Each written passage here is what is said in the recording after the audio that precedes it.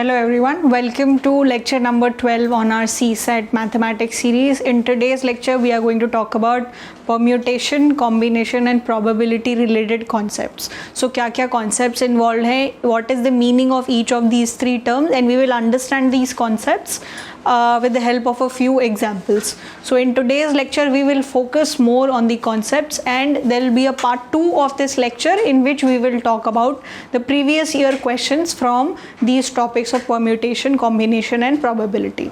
So if we do the past year analysis, we can see हर साल आप कम से कम 1-2 questions you could expect from this problem, and अगर 2-3 concepts हम अच्छे से समझ लेते हैं, so these topics are not very hard to crack. So we will focus on the concept building today for these particular topics. Alright, so let us begin.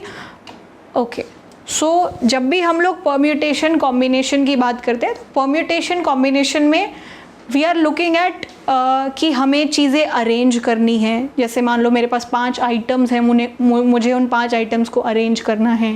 मेरे पास 10 items हैं, उसमें से मुझे 5 आइटम्स चूज़ करने हैं. ठीक है, इस तरीके की प्रॉब्लम्स हो सकती हैं. जैसे मेरे पास 5 डिफरेंट बुक्स हैं, मेरे पास एक बुक शेल्फ है, मैं उसको कितने तरीके से अरेंज कर सकती हूँ. मैंने I have a shirt and I have a pant, उन दोनों का कलर अलग है. ठीक है, मेरे पास 3 डिफरेंट कलर के शर्ट्स हैं, 3 डिफरेंट कलर के पैंट्स हैं, तो मैं कितने आउटफिट्स बना सकती हूँ. सो मोर अबाउट कि आप कितने तरीके से कुछ टास्क परफॉर्म कर सकते हो. सो ये सारे जो क्वेश्चंस होते हैं, इनको आंसर करने के लिए परम्यूटेशन, कॉम्बिनेशन, ये सब का यूज़ होता है. ठीक है, सो परम्यूटेशन कॉम्बिनेशन से भी पहले there is a very fundamental rule which will help you in tackling questions like these, is fundamental rules of counting. So मुझे काउंट करना है, मैं कितने तरीके से कुछ चीज़ ऑपरेशंस, कुछ चीज़ें परफॉर्म कर सकती हूँ. उसके लिए मेरे पास 2 फंडामेंटल रूल्स होते हैं. First one is the multiplication rule and the second one is addition rule. So what is this multiplication rule? So also there is one more thing that I want to say कि if you understand this particular rule properly, there are high chances कि आप 90% problems जो आपके पास ये papers में हैं, merely by using this concept you can do. आपको technical जाने की ज़रूरत भी नहीं है कि what is NCR, what is NPR, ये सब समझने की भी उतनी ज़्यादा ज़रूरत नहीं है अगर आप ये कॉन्सेप्ट्स बहुत अच्छे से समझ लेते हो. ठीक है, सो बहुत ही इंट्यूटिव कॉन्सेप्ट है. हम लोग एक एग्जाम्पल के थ्रू समझते हैं कि what is मल्टीप्लिकेशन रूल. ठीक है, सो ओके, सो मैंने शॉपिंग की, मैं शॉपिंग करके आई और मैंने शर्ट्स लिए और मैंने लेट्स से पैंट्स लिए. ठीक है, सो शर्ट और पैंट मैंने ख़रीदे. ठीक है, शर्ट सारे शर्ट्स अलग अलग थे. Let's say 3 different colours.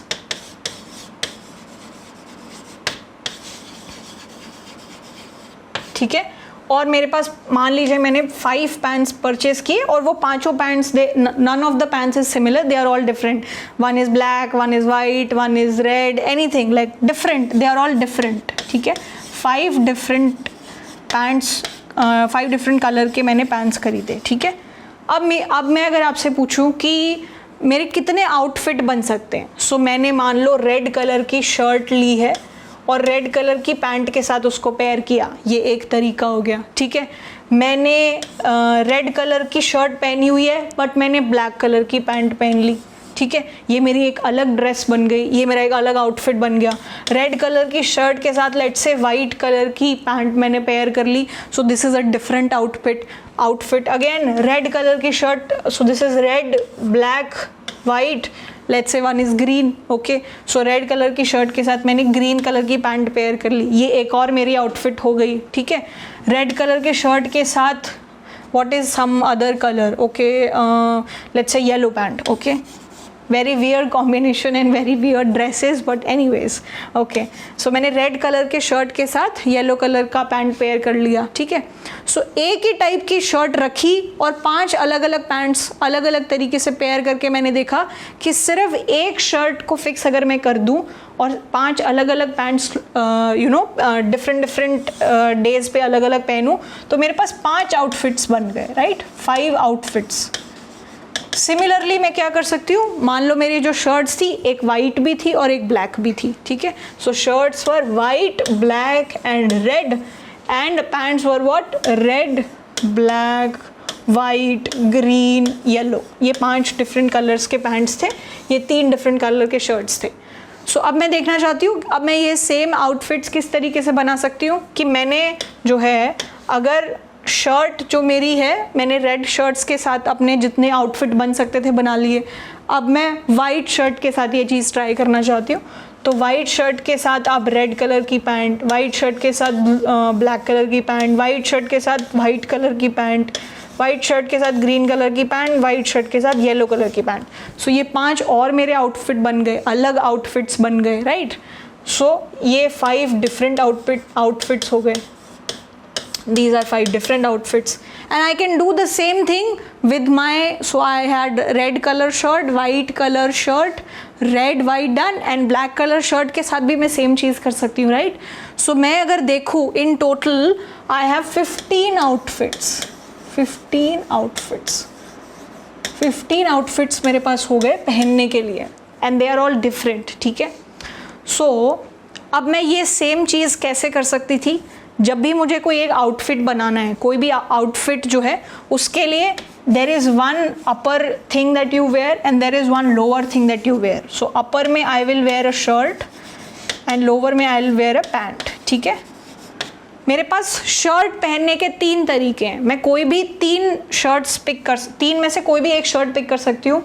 So in how many ways I can choose shirt, 3 shirt में से मैं कोई भी एक शर्ट चूज़ कर सकती हूँ. एंड मुझे पैंट कोई भी एक पैंट पिक करनी है. मेरे पास 5 ऑप्शन है, मैं 5 में से कोई भी एक पिक कर सकती हूँ. सो आई पिक 5 लाइक 5 में से कोई भी एक ऑप्शन. सो मेरे पास 5 ऑप्शन है, ठीक है. सो अगर आपको बताना है कि आपका टास्क क्या है, outfit banana comprises of choosing a shirt and choosing a pant. So in how many ways can you make an outfit, this will be nothing but 3 times 5. So this is 15, ठीक है. और ये क्या है जो हमने अभी ये किया है, this is our fundamental rule of counting में जो मल्टीप्लिकेशन प्रिंसिपल है, this is the multiplication principle. तो मल्टीप्लिकेशन प्रिंसिपल क्या बोलता है कि अगर आपके पास एक टास्क है जिसको आप कितने तरीके से कर सकते हो, m तरीके से कर सकते हो, okay. So let me just move to another screen, okay, alright. So अगर आपके पास कोई एक टास्क है, टास्क वन आपको टास्क 1 करना है. टास्क 1 करने के आपके पास m तरीके हैं. जैसे मेरा टास्क 1 था शर्ट चूज़ करने के मेरे पास 3 तरीके थे. मैं 3 शर्ट में से कुछ भी पिक कर सकती थी. और अगर आपके पास एक टास्क 2 है, दूसरा टास्क है टास्क 2, जिसको आपके पास करने के this is not m, okay, this is not m, this is n. Task 2 को करने के आपके पास n तरीके हैं. What was my task 2? I have to choose pants, right. So मेरे पास 5 ऑप्शंस थे, 5 में से मैं कोई भी एक पैंट पिक कर सकती थी. तो टास्क 2 करने के मेरे पास n तरीके हैं. तो अगर आपको दोनों टास्क एक साथ परफॉर्म करने हैं, right, so if you have to do both the task together, in how many ways can you do that? You can do it in m times n ways. Okay, this is the fundamental rule of counting का जो multiplication principle है. This is the multiplication principle, ठीक है. अब this is not limited to task 1, task 2. अगर आपको कोई एक काम करना है जिसमें मल्टीपल टास्क इन्वॉल्व हैं, पहला टास्क m तरीके से, m1 तरीके से, दूसरा टास्क m2 तरीके से, तीसरा टास्क m3 तरीके से, तो आप इन how many ways can you do the entire task, अगर आपसे ये पूछा जाता है तो you can simply do what, m1 times m2 times m3 up to whatever is the number of tasks that you have, ठीक है. So this is the general principle. So it's very useful, time and again it will be used, so kindly do not forget this. And let us do a few problems on this particular principle.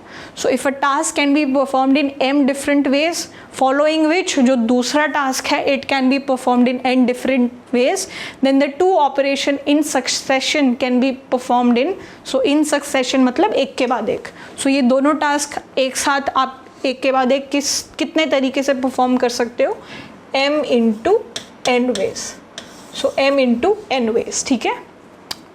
Is this part clear? All right. So चलो अब एक example लेते हैं और इस principal को थोड़ा और अच्छे से समझते हैं. ठीक है? ओके. एंड इसी तरीके के प्रॉब्लम्स हमको एग्जाम में भी देखने को मिलेंगे. अ हॉल हैज़ 12 गेट्स. एक हॉल है, उसके 12 गेट्स हैं. 12 गेट्स हैं. ठीक है? एक हॉल है, उसके 12 गेट्स हैं. इन हाउ मेनी वेज, कितने तरीके से, इन how many veg can a man enter the hall through one gate and come out through a different gate. ठीक है? So let's say ये entry है, मतलब एक इंसान, मतलब हमारे पास 12 गेट्स हैं, ये अलग अलग गेट हैं, 1 2 3 4 5 1 2 3 4 5 6 7 8 9 10 11 12. So we have 12 such gates. This man is somewhere here. Okay, so उसको क्या करना है, एक बारी एंट्री लेनी है और एक बारी एग्जिट लेनी है. So this is, let's say, the hall, like outside area. This is a big conference hall जिसके अंदर उन्हें जाना है. ठीक है? This is a big conference hall. इसका स्ट्रक्चर कुछ ऐसा ही है. So ये इंसान है यहाँ पे सेंटर में. Okay, and he is thinking, अब उनके पास ये सारे गेट्स हैं एंट्री के लिए और यही गेट्स हैं एग्जिट के लिए. ठीक है? There are 12 gates and we are asked कि कितने तरीके से he can enter through one gate and exit through a different gate. ठीक है? सो इस इंसान के पास दो काम है जो उन्हें करने हैं. एक तो उन्हें एंट्री करनी है और एक उन्हें एग्जिट करनी है. ठीक है? तो हमसे पूछा है कि ये कितने तरीके से इस काम को पूरा कर सकते हैं, और ओनली कंडीशन इज जिस गेट से एंट्री की है उसी से एग्जिट नहीं करना है. So he has to come through one gate and come out through a different gate. तो एंट्री करने के लिए इस इंसान के पास कितने ऑप्शंस हैं, वो किसी भी गेट में से एंटर कर सकता है. Right? He can like choose any gate of his wish. So entry करने के लिए, entry is my task 1. So task 1 को परफॉर्म करने के लिए मेरे पास कितने ऑप्शंस हैं, 12. So I have 12 options to perform task 1. I have 12 doors to enter to do the entry. ठीक है? ओके. सो मान लो इस इंसान ने ये वाला डोर उन्हें पसंद आया और ये वाला डोर उन्होंने चूज़ कर लिया. ठीक है? और वो एंटर कर गए हॉल के अंदर. ठीक है? अब उनका दूसरा टास्क है, उनको एग्जिट करना है उस हॉल से. अब exit is my second task. So पहला टास्क, उसके बाद मैंने दूसरा टास्क करना है. दूसरा टास्क करने के लिए मेरे पास अब कितने ऑप्शंस हैं, मेरे पास सिर्फ एक ये ऑप्शन बंद हो गया क्योंकि मैंने जहाँ से एंट्री की थी वहाँ से मैं एग्जिट नहीं कर सकती.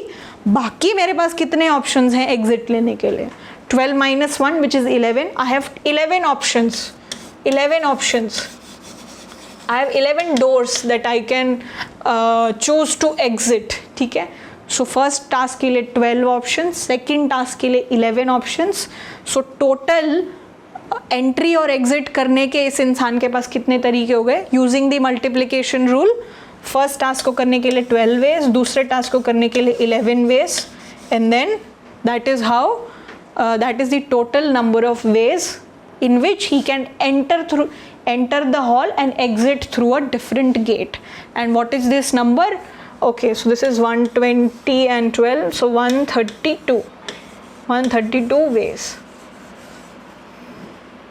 Yeah, 120 and 12, yeah, 132 ways. Okay, सो 132 तरीके हैं जिनसे वो एंट्री करेंगे और एग्जिट करेंगे and exit through a different gate. ठीक है?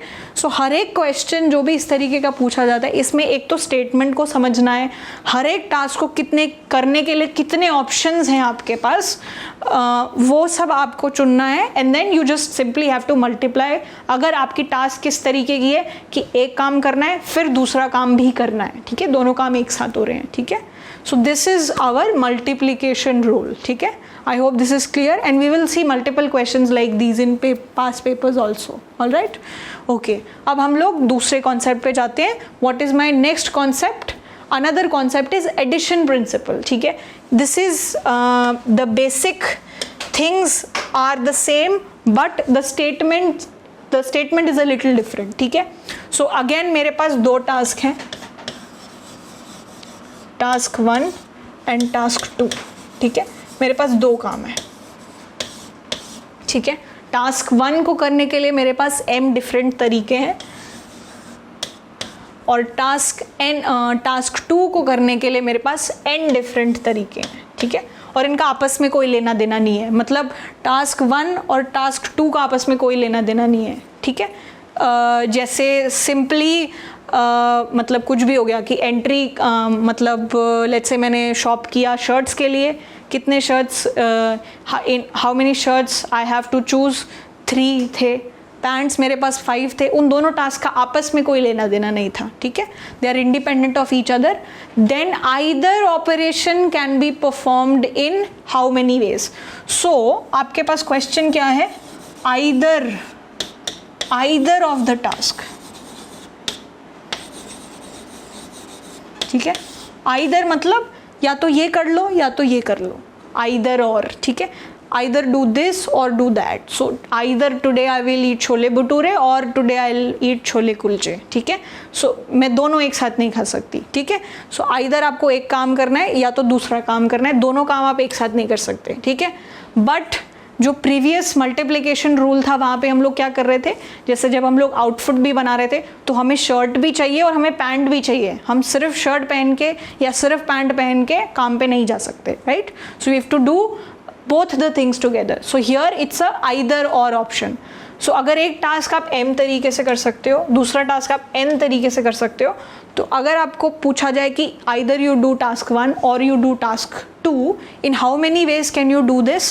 So या तो आप m options हैं आपके पास, एक तो m options हैं अगर आप टास्क 1 करो, और अगर आप टास्क 2 करते हो, ये टास्क नहीं कर रहे हो, तो आपके पास कितने ऑप्शंस हैं, n. सो टोटल आपके पास कितने ऑप्शंस हो गए, m प्लस n वेज.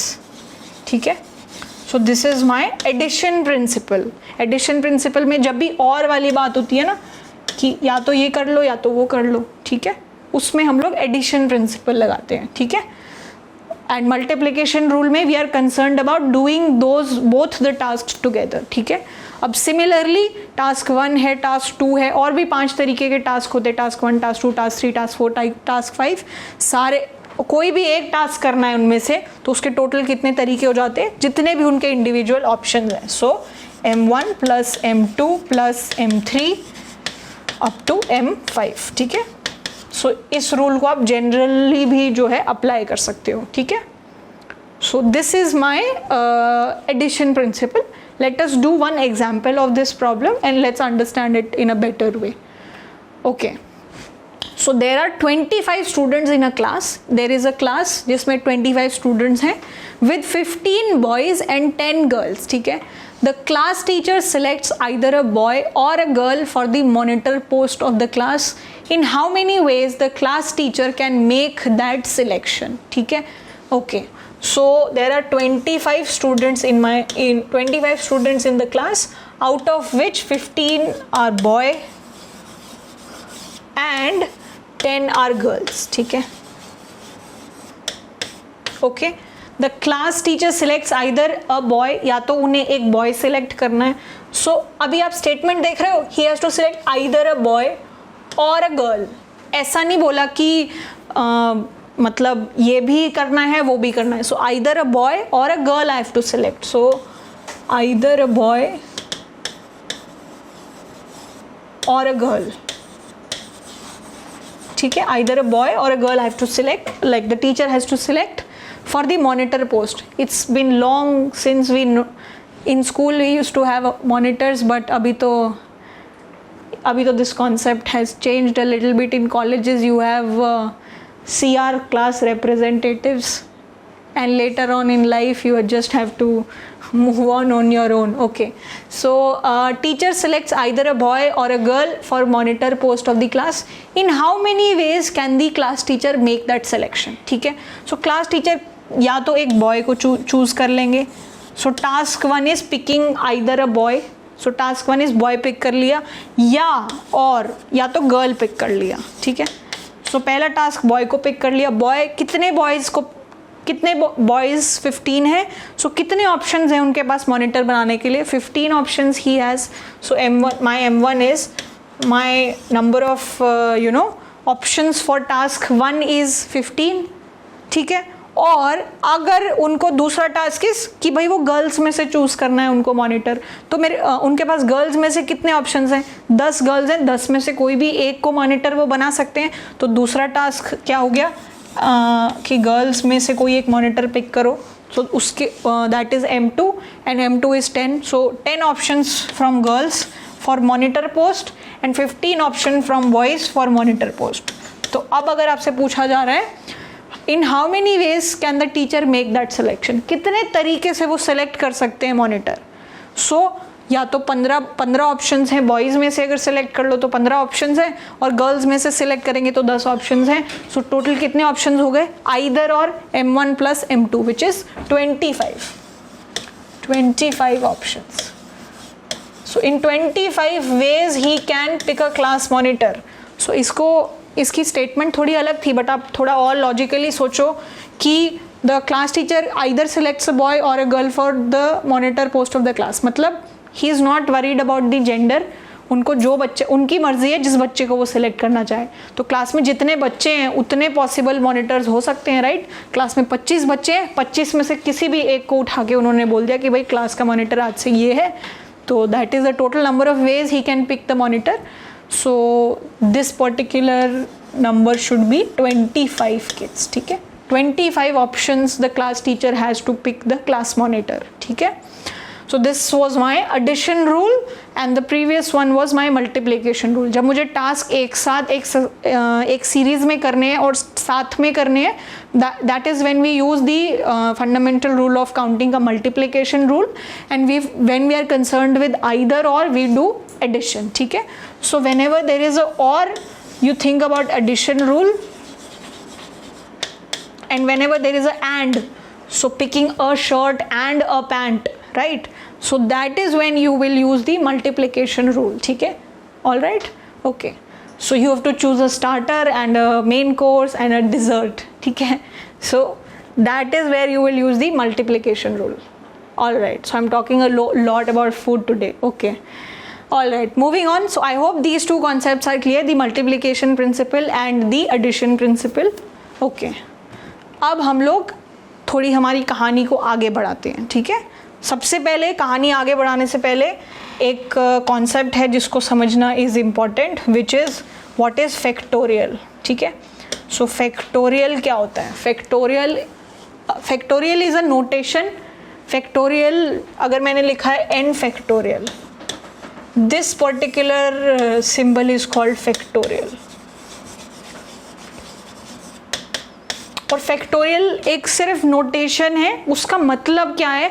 कहीं अगर n फैक्टोरियल लिखा है तो this is just a way of writing a very complex multiplication, उसको लिखने का एक शॉर्ट तरीका है, ठीक है। So this is just a notation. इस नोटेशन का मतलब क्या है? जिस भी नंबर के पीछे ये लिखा हुआ है उस नंबर से लेके आप 1 तक नेचुरल नंबर्स में जाओ और उन सारे नंबर्स को मल्टीप्लाई कर दो, ठीक है। सो जैसे मैंने अगर लिख दिया 5 फैक्टोरियल, तो इसका मतलब क्या है? 5 से लेके जो हमारा 1 नेचुरल नंबर्स है, सारे नेचुरल नंबर्स लो और उनको आपस में मल्टीप्लाई कर दो। सो 5 factorial is nothing but 5 multiplied by 4 multiplied by 3 multiplied by 2 multiplied by 1, ठीक है। ये जो कॉम्प्लेक्स लंबी चौड़ी मल्टीप्लिकेशन है, इसको लिखने का सिंपल तरीका जो है वो है फैक्टोरियल, ठीक है। सो अगर n फैक्टोरियल लिखा हुआ है तो इसका क्या मतलब है? n मल्टीप्लाइड बाय, अब n में से एक नंबर माइनस कर दिया, फिर एक और नंबर माइनस कर दिया, और हम जाते जा रहे हैं कहाँ तक? जब तक वो 1 तक ना पहुँच जाए, ठीक है। यहाँ पे 2 होगा, यहाँ पे 3 होगा, बीच में और भी नंबर्स आ सकते हैं in the descending order, and then you just multiply all of them together, ठीक है। अब यहाँ पे एक और कॉन्सेप्ट है कि अब n हम 1 तक लेके जा रहे हैं, सो 1 फैक्टोरियल जो है 1 को 1 तक लेके जाओ, this is nothing but 1। So this is simple, this is clear कि मुझे क्या करना है, ये जो नंबर है ये जो नंबर है इसको 1 तक लेके जाना है, ये नंबर खुद ही 1 है तो मुझे सिर्फ I will just have 1 here, ठीक है। सो 1 फैक्टोरियल इज़ 1। अब दूसरा जो एक थोड़ा सा इशू आ जाता है वो ये है कि व्हाट इज़ 0 फैक्टोरियल, मैं 0 को 1 तक कैसे लेके जाऊँ, ठीक है। So this is a convention मतलब कि हमने मान लिया है कि 0 फैक्टोरियल को हम लोग क्या बोल रहे हैं, 1, ठीक है। सो बिकॉज इसको हम लॉजिकली डिराइव नहीं कर सकते, हमने बोल दिया है 0 फैक्टोरियल इज़ 1, ठीक है। सो 0 फैक्टोरियल कहीं पे भी आ गया, 0 factorial is 1, 1 factorial is 1, 5 factorial is this and n factorial is nothing but n से लेके 1 के बीच में जितने भी नेचुरल नंबर्स हैं इंक्लूडिंग 1 एंड n, उनको आपस में आप मल्टीप्लाई कर दो, ठीक है। ये कॉन्सेप्ट हमारा जब हम कॉम्बिनेशन पढ़ेंगे, जब हम परम्यूटेशन पढ़ेंगे, तब ये जो नोटेशन है ये हमारे लिए यूज़फुल होगी, इसलिए it's important to understand what is this notation. ये सिर्फ नोटेशन है, मतलब जैसे प्लस एक ऑपरेशन है, माइनस एक ऑपरेशन है, ठीक है।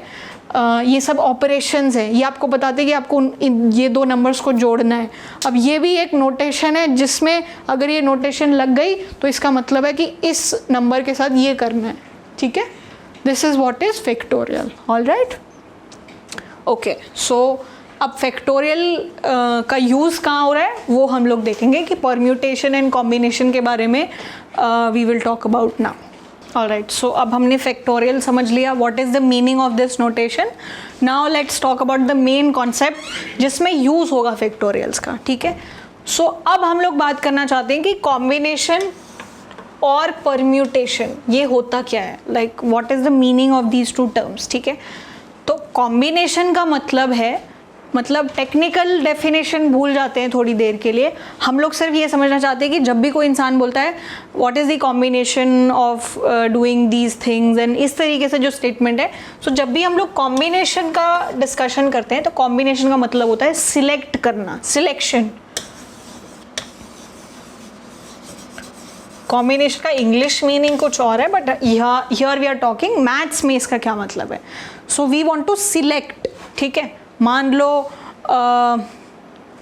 एक इंडियन टीम, मतलब एक क्रिकेट टीम है, क्रिकेट टीम में there need to be 11 players, okay. 11 players होने चाहिए, प्लेइंग 11 जिसको बोलते हैं। तो अब मान लो 20 लोग हैं, 20 people are eligible, 20 people are eligible, they play good cricket and everything, whatever is the requirement for the selection they all have, ठीक है। सो अब मुझे क्या करना है, ये 20 लोग जो हैं जो एलिजिबल हैं खेलने के लिए क्रिकेट, उसमें से 11 लोग चाहिए। सो what do I want to do, I have a pool of 20 people, मेरे पास 20 लोगों का सेट है, उसमें से मुझे 11 लोग सिलेक्ट करने हैं, ठीक है। सो whenever I am concerned with that, जब भी मुझे सिलेक्ट करना होगा I will do what, I will apply the combination operation, ठीक है। कॉम्बिनेशन रिलेटेड काम मैं करूँगी जब भी मुझे चीज़ों को सिलेक्ट करना होगा, ठीक है। सो मैंने अपनी टीम सिलेक्ट कर ली 11 लोगों की मैंने टीम जो है सिलेक्ट कर ली, 20 लोग थे। सो 20 लोग में से मैंने जो है 11 को सिलेक्ट कर लिया, सिलेक्टेड 11, ठीक है। अब इसके कितने तरीके हो सकते हैं वो सब हम लोग कॉम्बिनेशन में पढ़ेंगे कि 20 लोगों में से 11 लोगों को सिलेक्ट करना है, उसके कितने तरीके हो सकते हैं, ठीक है। ऑन दी अदर हैंड आपने सिलेक्ट कर लिया, ठीक है, बट अब ऐसा तो नहीं है कि सारे लोग एक साथ खेलने चले जाते हैं। Let's say you are batting, आप बैटिंग कर रहे हो तो there is a order that you follow कि पहले कौन आएगा, फिर सेकंड नंबर पे कौन आएगा, फिर थर्ड नंबर पे कौन आएगा और फिर एंड में कौन आएगा, ठीक है। सो कोई एक तरीके से आपको इनको अरेंज करना पड़ेगा, राइट, कि पहले अच्छे बैट्समैन हम लोग रखेंगे, फिर बीच में थोड़े से मिडिल टाइप, मतलब जो थोड़े ऑलराउंडर टाइप के लोग हैं, फिर एंड में जो सिर्फ बॉलर्स हैं उनको रखेंगे। तो बेसिकली अब आपका टास्क है कि आपको अरेंज करना है कि आपके पास ये 12 लोग आ गए, ये 11 लोग आ गए, अब ये 11 लोग किस ऑर्डर में मैं रखूं, ठीक है, कि कौन पहले खेलने जाएगा, कौन सेकंड नंबर पे जाएगा, कौन थर्ड नंबर पे जाएगा, ये सब मुझे करना है, ठीक है। So this is what arrangement, ठीक है। सो अरेंज करना है मुझे इन 11 प्लेयर्स को। सो अरेंजमेंट तो हमने पहले सिलेक्ट कर लिया, तो परम्यूटेशन जो होता है उसमें आप सिलेक्शन तो करते ही हो, सिलेक्शन तो आप करते ही हो, लेकिन आप एक और स्टेप आगे चले जाते हो और आप अरेंज भी करते हो। You are also concerned about arrangement, ठीक है, अरेंजमेंट, ठीक है। सो इट इज़ लाइक कि मान लीजिए कि आपको एवरी डे क्या करना है, आपके पास टोटल मान लीजिए 10 सब्जेक्ट हैं, आप प्रिपेयर कर रहे हो, 10 मोर और लेस सब्जेक्ट हैं आपके पास पढ़ने के लिए, और आप दिन में 5 ही पढ़ सकते हो, ठीक है। तो आपने वो 10 में से 5 सब्जेक्ट चूज़ किए कि आज मैं क्या पढ़ूँगा, आज मैं कुछ मतलब मैं करंट अफेयर्स भी पढ़ूँगा, मैं पॉलिटी पढ़ूँगा, इकोनॉमिक्स पढ़ूँगा, थोड़ा सीसैट भी पढ़ूँगा। आपने ऐसे 4-5, आपके पास 10 ऑप्शंस थे, 10 में से आपने 5 चूज़ कर लिए कि these 5 are my today's target. So whenever you have to select, you have to do combination, ठीक है। सिलेक्शन जो है, सिलेक्शन अगर करना है तो कॉम्बिनेशन, ठीक है। अब आपने चूज़ कर लिया, रात में आप बैठ के अपना स्केड्यूल बना रहे थे, बट अब आपको ऑर्डर भी करना पड़ेगा कि मैं सुबह क्या पढ़ूंगा, फिर मैं लंच के पहले क्या पढ़ूंगा, लंच के बाद क्या पढ़ूंगा, फिर मैं रात में क्या पढ़ूंगा। तो आपको अरेंज भी करना है कि what is going to be your order of subjects. So that is when you will do permutation, because अब आपको अरेंज भी करना है कि विच सब्जेक्ट्स, हाउ, व्हेन, ये सब, ठीक है। So combination is about selection, permutation is about selection and arrangement, ठीक है। so this is the basic difference। इसको अगर आप ध्यान रखोगे तो you will not forget। so technicalities, formula क्या होता है वो तो हम anyways पढ़ने ही वाले हैं, but ये basic difference है, ठीक है। selection is related to combination and arrangement is related to permutation, ठीक है। so अब हम individually इनका क्या मतलब होता है, कैसे निकालना है, ये सब देखेंगे, and we will also do some examples, okay. So I hope this is clear, okay. Moving on, okay. So permutation, as we talked about, it is related to arrangement when the order of things is important। so मैं जब अपना playing 11 select मैंने कर लिया 20 लोगों में से, I am also concerned about what is the order। अगर मैंने पहले किसी एक नॉन बैट्समैन को भेज दिया जिसको बैटिंग नहीं करनी आती, मेरी टीम विल लूज, ठीक है। So the order in which my players go for playing is important for me, ठीक है। So in all those cases I will do permutation, ठीक है। सो अब मान लेते हैं कि मान लो मुझे 3 आइटम्स हैं ABC, 3 आइटम्स हैं, उनका नाम है ABC, ठीक है। ABC, A,B,C, ठीक है। अब मुझे क्या करना है, ये 3 में से 2 आइटम्स पिक करने हैं, और इनका ऑर्डर भी मेरे लिए इंपॉर्टेंट है कि मैंने पहले A पिक किया या B पिक किया। मान लेते हैं ये तीन कोई I was going to say food items, but okay, too much food here. Anyways, ये तीन बुक्स हैं मान लेते हैं। 3 में से मैंने 2 बुक्स पढ़ने का सोचा है, और मैं पहले कौन सी बुक पढ़ रही हूँ, बाद में कौन सी बुक पढ़ रही हूँ, ये भी मेरे लिए इम्पॉर्टेंट है, ठीक है। तो मैं क्या कर सकती हूँ, पहले मैंने A बुक पढ़ी, फिर मैंने B बुक पढ़ी, ठीक है। एक तो ऑप्शन ये है, पहले मैंने A बुक पढ़ी, फिर मैंने C बुक पढ़ी। तो मैंने दो बुक्स चूज़ भी कर लिए और ऑर्डर भी दे दिया। पहले इसके अलावा मैं पहले A बुक के साथ कुछ और नहीं कर सकती, तो मान लेते हैं कि दूसरा ऑप्शन क्या है कि मैंने पहले B बुक पढ़ी, फिर A बुक पढ़ी, फिर मैंने B बुक पढ़ी और मैंने C बुक पढ़ी। ये मेरे पास और ऑप्शंस आ गए। और क्या हो सकता है कि मैंने पहले C बुक को पिक किया, पहले C बुक पढ़ी, फिर मैंने क्या पढ़ लिया, A बुक पढ़ ली। फिर मैंने क्या किया, मान लेते हैं कि पहले C बुक पिक कर ली और फिर मैंने क्या किया, B बुक को पिक कर लिया, ठीक है। सो 2 बुक्स को चूज़ करना और उनको ऑर्डर करना, in what order I am going to study them, उसके कितने तरीके हो सकते हैं।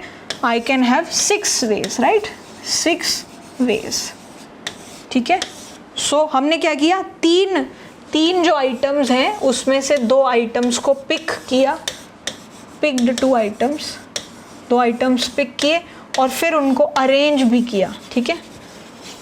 क्योंकि अगर आप सिर्फ कंसर्न्ड होते कि मुझे सिर्फ 2 आइटम्स चूज़ करने हैं, तो यहाँ पे ये जो AB है और BA है, इसका मीनिंग आपके लिए सेम होता, राइट। कि अगर आपको सिर्फ बोला जाता कि आपको बस ये 3 में से 2 बुक्स चूज़ करनी है, तो चाहे AB चूज़ कर लो, चाहे BA चूज़ कर लो, बुक तो 2 ही हैं, right. 2 he set of book जो चाहिए थी वो मिली है।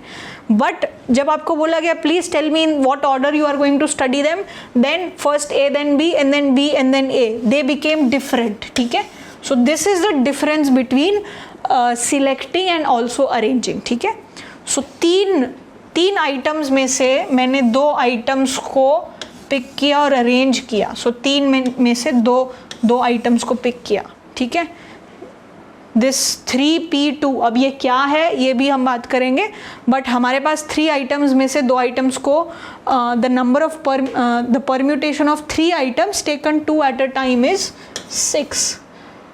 ठीक है, 3 आइटम्स में से 2 आइटम्स पिक किए और अरेंज किए, उसको हम 6 वेज में कर सकते हैं. ठीक है, तो अगर अब ये 6, अब मैं 3 के लिए तो I could do this right, but if the number of items that I have to select out of, या जितने अगर ज़्यादा होते जाएंगे, I cannot keep doing this. So there is a general formula to find that out, and what is that formula that we are going to talk about now. Okay, so what is the general formula?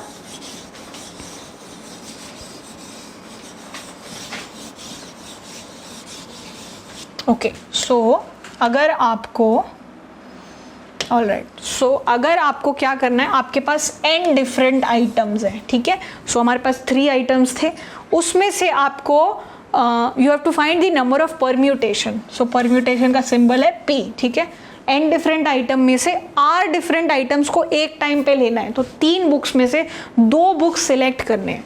So r लेना है. तो हमारे पास यहाँ पे क्या था, 3 total number of items थे, n different items, n different books. उसमें से we had to like find the number of permutation of how many items, 2. ठीक है, सो यहाँ पे n क्या था 3 और r क्या था 2. ठीक है, सो और हमारा ये जो आंसर था ये आया था 6. अब इसको निकालने का जनरल फॉर्मूला क्या है, अब सबसे पहले क्या करो, n फैक्टोरियल. अब यहाँ पे फैक्टोरियल काम आएगा. ठीक है, n factorial divided bye n minus r factorial, n minus r factorial. ठीक है, ये जो है NPR जो सिंबल अगर आपको कहीं पे दिया हुआ है, इसका मतलब है there is a first what you do, n factorial divided bye n minus r factorial. ठीक है, सो अगर आप 3p2 निकालना चाहो, 3p2 इज व्हाट, सबसे पहले आप क्या करोगे, 3 फैक्टोरियल, फिर n minus r, 3 minus 2 factorial which is 1. So 3 factorial क्या होता है, 3 times 2 times 1, and what is 1 factorial 1. So 3 times 2 is what, 6. तो हमें बार बार वो सारे अरेंजमेंट्स लिखने की ज़रूरत नहीं थी, we could simply use this particular formula. ठीक है, सो अब अगर मैं आपसे पूछूं कि 20 लोग हैं, उसमें से मुझे एक प्लेइंग 11 चूज़ करना है और उनको अरेंज भी करना है. So if I have to find the number of permutation when I have 20 people and out of which I have to arrange 11. So मैं क्या करूँगी, I simply have to find what, 20 लोग हैं, उसमें से परम्यूटेशन करना है.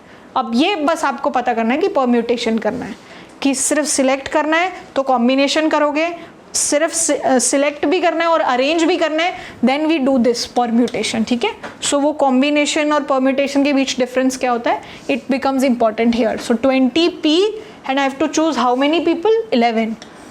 So this will be my number of ways in which I can pick 11 people and arrange them out of a set of 20 people. ठीक है, so this is what is permutation. ठीक है, I hope this is clear.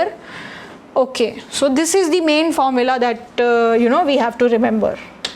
Okay, all right, so now let us do one problem. Let's do one question to understand this concept in a little more detail. Okay, all right. So I hope this is clear. What is NPR, what is N, what is R, and we already know what is factorial. ठीक है, all right. So let us begin and let's do a problem. All right. Okay. So what is my question? How many number of 4 digits can be formed with digits 1, 2, 3, 4 and 5? ठीक है. So मेरे पास 5 digits हैं, 1, 2, 3, 4, 5. ठीक है, अब ये 5 digits हैं, मान लो ये 5 लोग हैं. ठीक है, हो सकता है, I can assume. So how many 4 digits can be formed how many number of 4 digits can be formed from these 5 digits 1 2 3 4 5 and repetition of digits is not allowed. मतलब आप digits को repeat नहीं कर सकते. जैसे आपका number जो है 1 1 1 1 नहीं हो सकता, आप numbers को repeat नहीं कर सकते. आपका number 1 2 3 4 हो सकता है, तो जो भी नंबर एक बार आ गया है उसको आप दोबारा रिपीट नहीं कर सकते हो. So repetition is not allowed. So very important, repetition is not allowed here. Okay, repetition is not allowed. ठीक है. सो इस प्रॉब्लम को मैं ऐसे सोच सकती हूँ क्या, जैसे I am just relating it to the example that we did कि मेरे पास 5 लोग हैं, ये 1 2 3 4 5 इनका नाम है 1 2 3 4 5, उसमें से मुझे 4 लोगों की टीम सिलेक्ट करनी है. ठीक है. और एक ही आदमी को आप दोबारा रिपीट तो नहीं कर सकते, तो रिपीटेशन इज नॉट अलाउड. तो basically how many different things do I have? I have 5 different things, I have 5 different letters, out of which how many do I have to choose? मेरे को कितने letters जो है choose करने हैं? 4, right. तो 5 हैं. और जब आप डिजिट्स बनाते हो तो क्या 1 2 3 4 is the same as 4 3 2 1? No, they are different. So arrangement also matters. So इसलिए मुझे यहाँ पे क्या करना पड़ेगा? Permutation and not combination. ठीक है.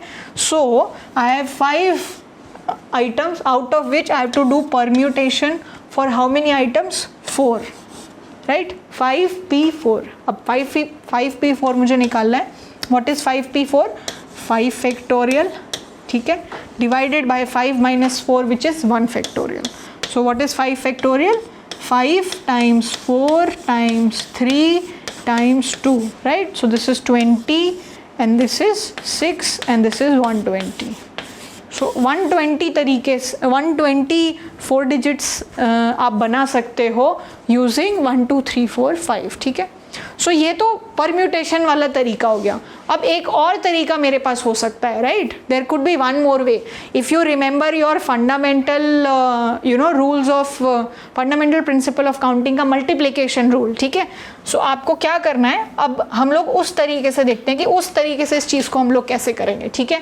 सो मेरे पास 4 टास्क हैं. अगर आपको कोई एक 4 डिजिट बनाना है तो आपको क्या करना है? आपको 1s प्लेस पता करनी है, फिर 10s प्लेस, फिर 100 प्लेस और फिर 1000 प्लेस, राइट? ये 4 चीज़ें पिक करनी होती हैं. ठीक है.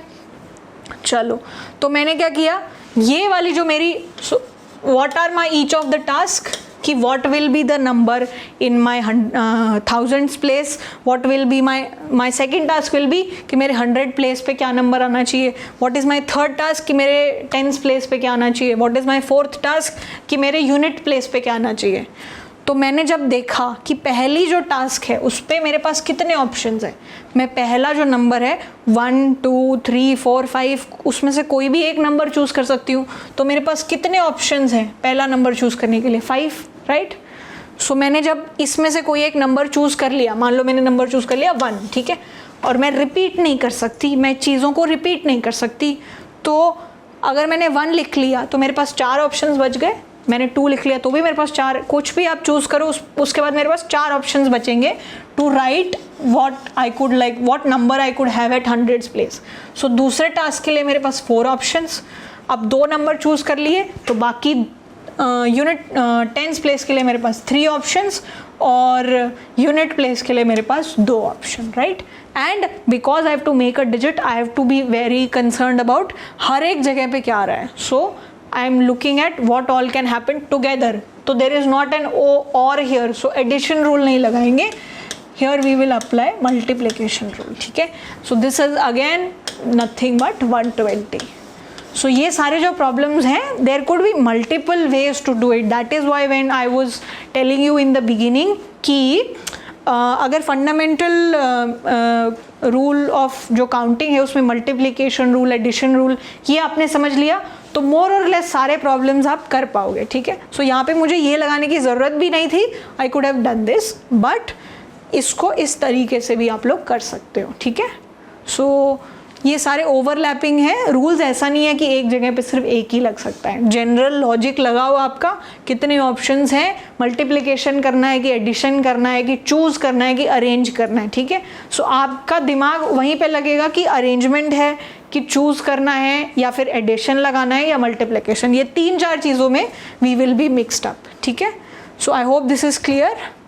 And you know what is permutation. So permutation is first selecting and then arranging as well. ठीक है, सो इस क्वेश्चन में हमने देखा कि हमें सिलेक्ट भी करना है और अरेंजमेंट भी मेरे लिए इंपॉर्टेंट है. ठीक है, so that is why we used permutation here. ठीक है, एंड 5p4 का मतलब 5 factorial divided by 5 minus 4 factorial which is 1 factorial. ठीक है, ऑल राइट.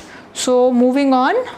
अब कॉम्बिनेशन हमने बात की है. Combination is all about selecting. ठीक है, so whenever you are concern about selecting people. ठीक है, सो जैसे अगर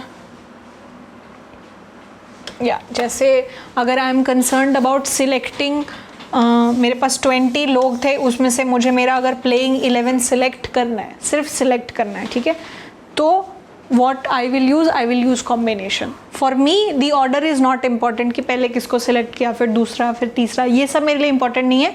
All I am concerned is कि मेरे पास 20 में से 11 लोग हों. ठीक है, that is when I will use combination. ठीक है, अब combination जैसे कि हमने प्रीवियस परम्यूटेशन में भी बात की थी, अगर मेरे पास 3 बुक्स हैं, उसमें से मुझे एट अ टाइम कितनी चूज़ करनी है, 2 चूज़ करनी है, और फिर उनका अरेंजमेंट कर रहे थे हम. अब यहाँ पे what is the problem when we say combination of 3 items A B C taken 2 at a time. इसका मतलब क्या है, मुझे 3 आइटम्स में से सिर्फ 2 आइटम्स चूज़ करने हैं. सो 3 बुक्स में से मुझे सिर्फ 2 बुक्स चूज़ करनी है. सो अगर मेरे पास 3 आइटम्स हैं ए बी सी, ठीक है, अब इसमें से मुझे सिर्फ 2 बुक्स चूज़ करनी है, तो वो कौन कौन से, कितने तरीके से मैं कर सकती हूँ. या तो मैं ए और बी को चूज़ कर लिया मैंने, ठीक है, या तो फिर मैंने बी और सी को चूज़ कर लिया, राइट, या तो फिर मैंने सी और ए को चूज़ कर लिया. यहाँ पे मेरे लिए ये इंपॉर्टेंट नहीं है कि मैंने पहले क्या चूज़ किया, बाद में क्या चूज़ किया. All I am concerned about is 3 में से 2 बुक्स मैंने चूज़ करनी है. सो इसको मैं कितने तरीके से कर सकती हूँ, और कोई ऑप्शन है ही नहीं, और कोई 2 बुक्स का सेट बन ही नहीं सकता है. सो सिर्फ ये 3 है, A B, B C, C A, right. So I have in 3 ways I can do the combination of 3 items A, B, C taking 2 at a time. ठीक है, taking 2 at a time, there are in 3 ways I can do that. ठीक है, तो अगर आपको generally बताना है the number of combination of n different things, अब मेरे पास यहाँ पे 3 different things थे, right, 3 different things out of which I had to choose how many, 2. ठीक है, तो मेरे को यहाँ पे क्या करना है, कॉम्बिनेशन, क्योंकि मुझे सिर्फ सिलेक्ट करना है, मुझे अरेंज नहीं करना. So what I had to find 3 C, how many things I have to choose, 2. So 3 C 2. ठीक है, सो जब भी आपको अरेंजमेंट करनी हो तो वहाँ पे हमने क्या किया था, 3 P 2. यहाँ पे मुझे सिर्फ चूज़ करना है, सिर्फ सिलेक्ट करना है, 3 C 2. अब ये 3 C 2 इसका जनरल तरीका क्या है, how do we find it generally, let's do that. ठीक है, so this is nothing but,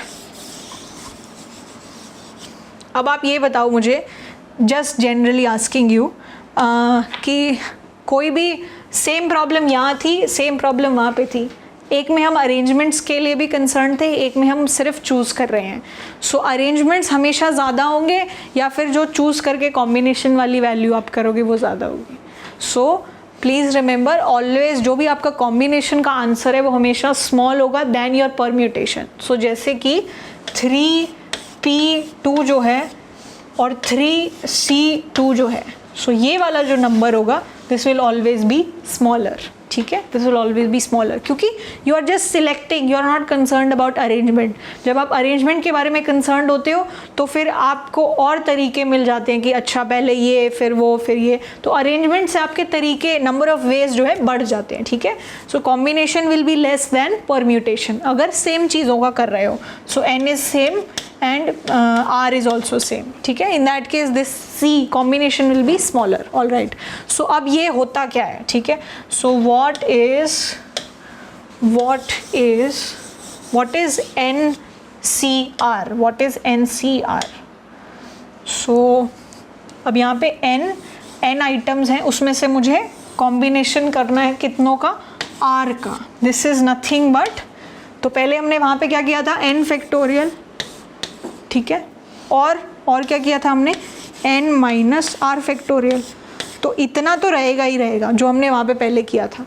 सिर्फ एक चीज़ और ऐड हो जाएगी, वो है क्या, ये जो r है इसका फैक्टोरियल डिनोमिनेटर में और ये दोनों मल्टीप्लिकेशन में. ठीक है, So this is nothing, okay, I should remove that, this is creating confusion. Okay, so this is nothing but r factorial multiplied by n minus 1 factorial in the denominator and numerator में n factorial. ठीक है, सो अब अगर आप ऐसे भी देखना चाहो, ठीक है, हम लोग जब बात कर रहे थे n p r की, सो n p और r was what, n factorial divided by n minus r factorial. ठीक है, तो ये कोई एक नंबर है और ये क्या है, ये वाला नंबर तो है ही, इसको r फैक्टोरियल से और डिवाइड भी कर रहे हो. जब कोई एक नंबर को आप डिवाइड कर रहे हो और हमें पता है ये इंटीजर होगा, ये कोई फ्रैक्शन नहीं है, तो जब इंटीजर से आप डिवाइड कर रहे हो तो this number will be smaller than this number. ठीक है, so please remember N C R is what, N factorial जो आपका टॉप पे है divided by R factorial and then N minus R factorial. ठीक है, so this is how we will find if we have to find the combination of r items out of in total n items. so अगर मैं इस formula को यहाँ पे apply करूँ कि मेरे पास 3 टोटल आइटम्स हैं, उसमें से मुझे 2 सिर्फ चूज़ करने थे, सो 3c2 मैं किस तरीके से निकालूंगी, सो 3c2 how will I do that. Okay, so 3c2 मुझे निकालना था. ठीक है, अब ये क्या होगा, 3 फैक्टोरियल डिवाइडेड बाय व्हाट, ये r है, r factorial, so 2 factorial multiplied by what, n minus r factorial, so 3 minus 2 factorial मतलब 1 फैक्टोरियल. सो इसको जब आप सॉल्व करोगे तो क्या होगा, this is nothing but 3 multiplied by 2 multiplied by 1 divided by what is 2 factorial, 2 multiplied by 1, 2 multiplied by 1 and 1 factorial is what 1. ठीक है, सो यहाँ 2 से 2 कैंसिल हो जाता है, 1 1 1 everything multiplied, you get what 3. ठीक है, so this is what is the number of combination. अगर 3 में से 2 चूज़ करने थे तो this would be 3 and that this is exactly what we also got. ठीक है, so this is the general formula that could be used. ठीक है, all right, so let's do one more one problem related to combination so that we get a better understanding of the concept. Okay, all right, okay. So a question paper has 2 parts, part A and part B, each containing 10 questions. ठीक है, so कोई एक question paper है हमारे पास, question paper, इस question paper के ना 2 parts हैं, part A and part B. Usually ऐसा होता ही है, इसी तरीके से पेपर बनता है.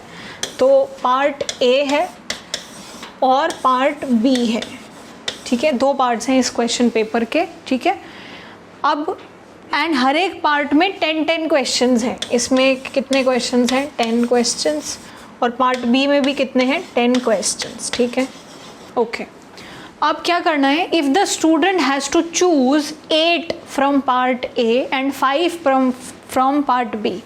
अब उसको क्या करना है, 8 क्वेश्चंस अटेम्प्ट करने हैं पार्ट ए से और 5 क्वेश्चंस अटेम्प्ट करने हैं पार्ट बी से. ठीक है, सो अब हमें पूछा है then in how many ways can he choose the question. So उसको क्वेश्चन पेपर अटेम्प्ट करना है, पार्ट ए है और पार्ट बी है, दोनों में 10 क्वेश्चंस हैं और बोला है कि पार्ट ए में से 8 क्वेश्चंस अटेम्प्ट करने हैं, पार्ट बी में से 5 क्वेश्चंस अटेम्प्ट करने हैं.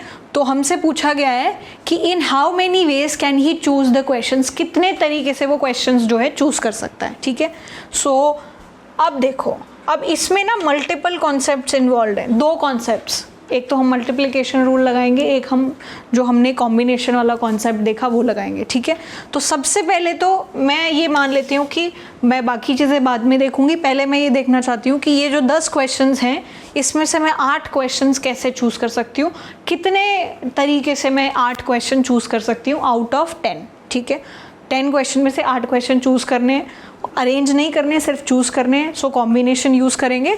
सो कितने तरीके से मैं ये चूज़ कर सकती हूँ, 10 क्वेश्चंस हैं, उसमें से मुझे 8 चूज़ करने हैं. I am not worried about the arrangement. So 10C8, so 10C8 तरीके से मैं ऑप्शन जो सेक्शन ए है उसके क्वेश्चंस चूज़ कर सकती हूँ. ठीक है, सिमिलरली अब मुझे क्या करना है, मुझे पार्ट बी भी अटेम्प्ट करना है. पार्ट बी में 10 क्वेश्चन है, उसमें से मुझे 5 चूज़ करने हैं. अरेंजमेंट इज़ नॉट इम्पॉर्टेंट, सो मैं ये कितने तरीके से कर सकती हूँ, 10C combination, because arrangement is not important. C5, 10C5 तरीके से मैं ये चीज़ें कर सकती हूँ. ठीक है, अब पेपर में ऐसा नहीं है कि सिर्फ मैं पार्ट ए अटेम्प्ट कर रही हूँ और सिर्फ पार्ट बी अटेम्प्ट कर रही हूँ, मुझे दोनों चीज़ें अटेम्प्ट करनी है। तो यहाँ पे मैं फिर क्या लगाऊंगी, I will use the multiplication rule कि what is my task 1 to do questions from part A, what is my task 2 to do questions from part B। part A से मैं questions कितने तरीके से कर सकती हूँ 10C8 और part B के questions मैं कितने तरीके से कर सकती हूँ 10C5। तो total in how many ways can I do that? So it's just like picking shirts and pants। so shirts इतने तरीके से pick कर सकते हैं, pants तो total outfit कितने बन सकते हैं। so total ways in which you can choose questions from this question paper is going to be what? इन दोनों का multiplication. what is the multiplication? 10C8 multiplied by 10C5, right. इन दोनों को जब आप मल्टीप्लाई कर दोगे तब आपको पता चल जाएगा what is the number of ways in which you can choose the questions। okay, so what is 10C8 and multiplied by 10C5? एक बारी हम लोग ये भी प्रैक्टिस कर लेते हैं कि इसको सॉल्व कैसे करेंगे।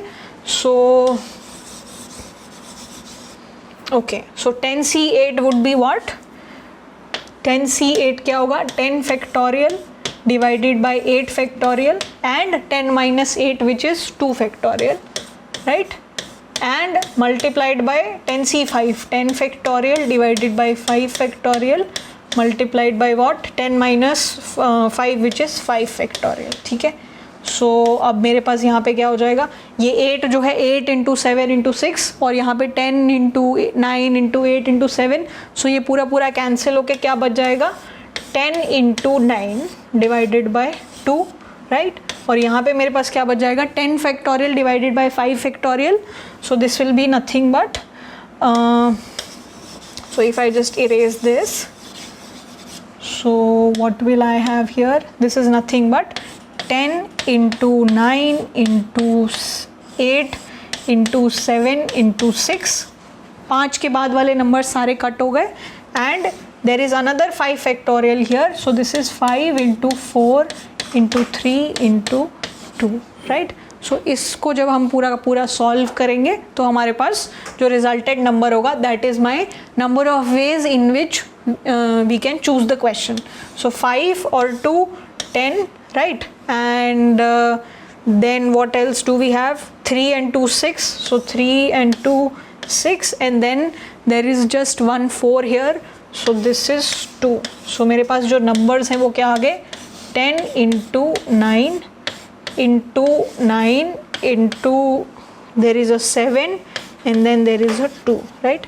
so इन सबको जब मैं मल्टीप्लाई करूँगी that is going to be my resultant answer। ठीक है, ऑल राइट। सो हमने क्या किया, पार्ट ए को किस तरीके से अटेम्प्ट कर सकते हैं वो देखा, पार्ट बी को किस तरीके से अटेम्प्ट कर सकते हैं, and because these are 2 task जिसमें मुझे टास्क ए भी करना है बी भी करना है, दोनों साथ में करने हैं, then I use my multiplication rule. All right, so this is how you can use combination along with multiplication rule। so you will have to look at the problem, does the problem demand you to look at the arrangement or does it only talk about selection। so based on that you will see कि आप कौन से concepts जो है apply करोगे। ठीक है, so I hope this is clear and now you know let's move on to the topic of probability। So probability although it's very vast, बहुत टेक्निकल भी है, बट लेकिन अगर हम लोग CSAT के पर्सपेक्टिव से देखें you just need to have a basic understanding, basic there is one formula that you have to remember and so it will depend from you know question to question how you are going to use this particular concept। तो लेकिन हम ज़्यादा technical नहीं होंगे क्योंकि उतना technical level पे आपसे पूछा भी नहीं जाता है। सो सबसे पहले let us talk about what is probability. Probability का मतलब होता है कि what are the chances of an event happening. So हम लोग जनरली बोल देते हैं it is probable that it's going to rain today, बहुत हाई प्रोबेबिलिटी है कि आज बारिश हो जाएगी। सो आप बोल रहे हो कि हाँ, लुकिंग एट द वेदर, काले बादल हो रहे हैं, हवाएं बहुत चल रही हैं, आपको लग रहा है कि बारिश होगी, तो बारिश होने के चांसेस बहुत ज़्यादा हैं। ठीक है, आपने किसी साल बहुत ज़्यादा पढ़ाई की, मेहनत की, तो लोग बोलते हैं कि काफ़ी हाई चांसेस हैं, देर is a huge probability that you will crack exam, ठीक है. So it is all about talking about chances, what are the chances of an event, ठीक है. So probability is nothing but what are the chances of a particular event happening, ठीक है. So for example, very basic examples, let's say there is a coin, very standard example. So there is a coin, you toss a coin, ठीक है. So coin जो होता है उसमें there are two things that can happen, या तो heads आ सकता है या तो tails आ सकता है. अगर कोई आपसे पूछे what is the probability of head, जब आप कॉइन को टॉस करो तो हेड आ जाए, what is that probability. So probability of getting head, what is this, ठीक है. सो आप क्या करोगे कि क्या क्या चीज़ें पॉसिबल हैं, या तो हेड्स आ सकता है या तो टेल्स आ सकता है, right. So either you can have head and you can have tail, यही दो चीज़ें आ सकती हैं. ये पूरा का पूरा जो set of all the things that are possible, इसको हम लोग बोलते हैं सैम्पल स्पेस. सैम्पल स्पेस, ठीक है. सो आपका सैम्पल स्पेस क्या है, सैम्पल स्पेस मतलब क्या क्या हो सकता है. जैसे अगर आप डाई रोल कर रहे हो तो डाई में नंबर्स होते हैं 1 2 3 4 5 6. So what is the sample space when you roll a die, तो क्या क्या नंबर्स आ सकते हैं when you roll a die, what can happen, 1 2 3 4 5 6, इसमें से कोई भी एक नंबर आ सकता है, right. So this is the sample space when you throw a die, ठीक है. सो ये आपका सैम्पल स्पेस हो गया. तो टोटल ऑप्शंस जो हैं आपके पास कितने हैं, टोटल ऑप्शंस हैं 2, कि या तो हेड्स आ सकता है या टेल्स आ सकता है. और आपसे पूछा गया है what are the chances that head will come, ठीक है. हेड जो है only one of those 2 events, so the probability will be 1/2. What is the probability, what are the number of favourable cases that you have. So basic formula जो होगा, probability of any event is what is the number of favorable cases that you have, number of favorable cases that you have divided by total number of cases, ठीक है. so total number of cases when I toss a coin is, या तो मेरे पास heads आ सकता है या तो tails आ सकता है. total number of cases is 2, and मुझे ये बताना है कि हेड्स आने की प्रोबेबिलिटी क्या है. तो हेड्स कितनी बार आता है, only 1 time. So 1 is the favorable number of cases that I have, so probability is 1/2. So this is all that you have to understand from this particular topic. बाकी situation to situation आपका task क्या होगा कि भाई कोई भी आप event हो रहा है तो उसमें कितने केसेस हैं, आपके फेवर में कितने केसेस हैं, आपको काउंट करना पड़ेगा. जब आप अपने फेवरेबल केसेस निकाल रहे हो तो हो सकता है कि आपको कॉम्बिनेशन लगाना पड़े या परम्यूटेशन लगाना पड़े या मल्टीप्लिकेशन रूल लगाना पड़े. सो यहाँ ये नंबर ऑफ फेवरेबल केसेस निकालने के लिए भी कई बार जो है आप परम्यूटेशन, कॉम्बिनेशन, ये सब का कॉन्सेप्ट यूज़ करोगे. बट प्रोबेबिलिटी का बेसिक कॉन्सेप्ट ये है कि what are the chances of that event happening. So जितने ज़्यादा फेवरेबल केस हैं आपके फेवर, जितने केसेस हैं आपके फेवर में, उतनी ज़्यादा प्रोबेबिलिटी है वो इवेंट होने की, ठीक है. और प्रोबेबिलिटी जो होती है, प्रोबेबिलिटी ऑफ एनी इवेंट, ये जो नंबर है this will always be between 1 and 0, ठीक है. सो probability of any event could be between 0 and 1. सो 1 जो होगा उसका मतलब है कि ये इवेंट शॉर्ट है, ठीक है. सो मैं अगर आपसे पूछ लेती हूँ कि what is the probability of either getting a head or getting a tail when you toss a coin, कि या तो आपको हेड मिले या तो टेल मिले, ऐसे इन दोनों में से कोई एक आए, इसके कितने चांसेस है. तो कॉइन जब आप टॉस करोगे तो या तो हेड आएगा या तो टेल आएगा, right. These are the only 2 options. तो अब आपने बोला कि what is the probability that either head come or tail कम, और वही 2 पॉसिबिलिटी हैं. तो आप 100% श्योर हो कि भाई या तो हेड आएगा या तो टेल आएगा, तीसरा ऑप्शन तो है ही नहीं. सो दैट इज़ द प्रोबेबिलिटी 1. और 0 प्रोबेबिलिटी का मतलब क्या है कि वो इवेंट इम्पॉसिबल है, ठीक है. जैसे आपने एक डाई रोल किया, ठीक है, तो नंबर्स क्या आ सकते हैं, 1 2 3 4 5 6. और आप में से कोई अगर पूछता है what is the probability that 7 comes when I throw a die, right, when I roll a die, ठीक है. 7 आ जाए तो 7 तो आ ही नहीं सकता है क्योंकि आपके डाइस में नंबर्स जो हैं 1 से लेके 6 के बीच में. सो this is an impossible event, impossible event. So impossible events जो होते हैं उनकी प्रोबेबिलिटी 0 होती है. और जो श्योर इवेंट्स होते हैं, श्योर जो चीज़ें होंगी ही होंगी, सो जैसे अगर मैं बोलूँ what is the probability that an integer will come when you roll a die, आपने डाई रोल किया तो कोई एक इंटीजर आया, इसकी कितनी प्रोबेबिलिटी है? तो ये जो 1 2 3 4 5 6 ये सारे नंबर्स हैं, they are integers only. So जब आप डाई रोल करोगे तो इंटीजर्स ही आएंगे, so probability of that is 100% which is 1, so that is a sure event, ठीक है। So these are all the things that you have to remember. So throwing a die we already discussed क्या क्या हो सकता है। जैसे for example मैं पूछूँ what is the probability that you get an even number when you roll a die, तो die में कितने नंबर्स हैं? 1 2 3 4 5 6, राइट, या 5 and 6, ठीक है। सो जब आप डाइस को रोल कर रहे हो तो इसमें से कोई भी नंबर आ सकता है, तो what are the chances that the number that you get is even? So even कितने? सो सबसे पहले आपको क्या करना है, फेवरेबल केसेस क्या हैं आपके, favourable cases divided by total cases. So आपके फेवर में क्या केस है कि या तो 2 आ जाए, या तो 4 आ जाए, या 6 आ जाए, तो 3 ऑप्शंस हैं। सो 3 divided by what is the total number of options that you have, total number of cases is 6, so this is 3/6, this is nothing but 1/2, so your probability is 1/2. Similarly probability of odd, probability of having a prime number, ठीक है। अब मैंने बोला कि let's say what is the probability that you get a prime number when you roll a die through a dice, ठीक है। so अब prime number आपके फेवरेबल केसेस क्या हैं? प्राइम नंबर क्या है? 2 है, 3 है और 5 है, 3 आपके प्राइम नंबर्स हैं। 1 4 और 6 जो है वो प्राइम नंबर नहीं है, तो प्राइम नंबर आने की कितनी प्रोबेबिलिटी है? सो 3 केसेस हैं जो आपके फेवर में है out of total 6 cases, so this probability is also 1/2, ठीक है। So most of the cases में आपके रेलेवेंट जो क्वेश्चन होंगे उसमें आपको नंबर ऑफ फेवरेबल केसेस निकालने होंगे and you just have to divide it by total number of cases. So ज़्यादा टेक्निकल क्वेश्चंस नहीं आएंगे प्रोबेबिलिटी से from the CSAT perspective, although this topic is very vast, मतलब बहुत सारे कॉन्सेप्ट्स होते हैं but not relevant from your perspective, alright. So मान लो कि 2 कॉइन हम लोग टॉस कर रहे हैं, ठीक है, और आपने बोला, सो मैंने 2 कॉइन टॉस किए, कॉइन 1 एंड कॉइन 2, ठीक है। सो कॉइन 1 जो है जब आपने टॉस किया तो या तो हेड आ सकता है या तो टेल आ सकता है, so either you can have head or you can have tail, right. जब आपने दूसरा कॉइन टॉस किया तो वहाँ पे भी या तो हेड आ सकता है या तो टेल आ सकता है, तो आप देखना चाह रहे हो कि वो दोनों में किस तरीके के पैटर्न बन रहे हैं।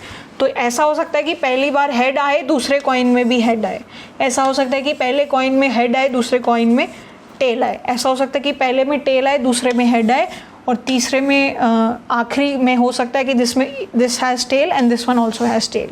So these are the 4 possible options you have. So if someone asks you what is the probability that you have at least one head, कि कम से कम एक हेड तो आए ही जब आपने 2 कॉइन्स को टॉस किया, तो एटलीस्ट एक हेड कितने ऑप्शंस में है? सो यहाँ पे भी एक हेड है, यहाँ पे भी एक हेड है, यहाँ पे भी एक हेड है, यहाँ एक भी हेड नहीं है, तो कितने फेवरेबल केसेस हो गए? 3 divided by what is the total number of cases? 4, right. So the probability of at least one head is 3/4, right. So इस तरीके से they will make a statement, they will say only tail, at least one tail, at most one tail, इस तरीके से वो लोग statement change करते जाएंगे। So the only thing that you to remember is for every such case you have to look what is your favourable cases and then divided by total number of cases, all right. So this is all that we have to do, and I hope the concepts related to probability, permutation and combination are clear now, and in the next lecture we will look at some past year questions from these particular topics. So I hope you liked it, and till then take care and thank you so much.